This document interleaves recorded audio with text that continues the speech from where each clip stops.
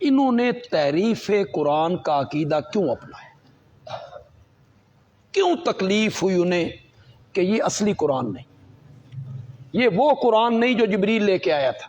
یہ عقیدہ انہوں نے کیوں اپنایا؟ یہ بنیادی چیزیں آپ سمجھ جائیں۔ یہ عقیدہ اس لیے اپنایا کہ ان کے ہاں امامت منصوص من اللہ ہے، امام کو نامزد کرتا ہے اللہ، اور یہ ضروریات دین سے ہے۔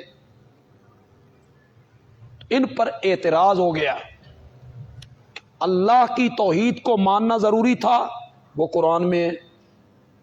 نبی پاک کی رسالت کو ماننا ضروری تھا، وہ قرآن میں ہے۔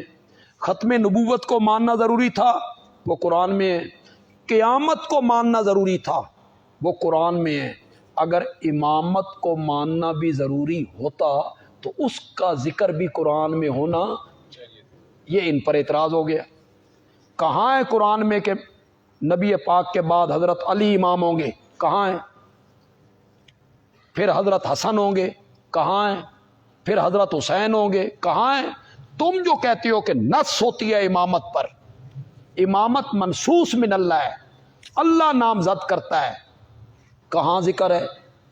یہ ان پر اعتراض ہو گیا۔ انہوں نے مسئلہ امامت کو بچانے کے لیے یہ عقیدہ اپنا لیا کہ ائمہ کے نام قرآن میں تھے، لیکن جنہوں نے اس قرآن کو جمع کیا انہوں نے وہ سارے نام قرآن سے، تو انہیں تحریف قرآن کا نظریہ گھڑنا پڑا۔ کیوں گھڑنا پڑا؟ کس مسئلے کو بچانے کے لیے؟ اصل چیز وہی ہے، اسی کے لیے سب کچھ ہو رہا ہے۔ ہمارا مسئلہ امامت بچنا چاہیے۔ میں انشاءاللہ کل آپ کو حوالے بتاؤں گا۔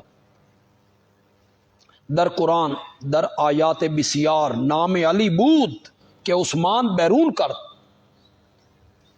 تذکرۃ الائمہ، ملا باقر مجلسی کیا کہتا ہے؟ در قرآن در آیات بسیار، قرآن میں بہت ساری آیتوں میں نام علی بود، حضرت علی کا نام موجود تھا، کہ عثمان بیرون کرد، عثمان نے حضرت علی کے ناموں کو کیا کر دیا؟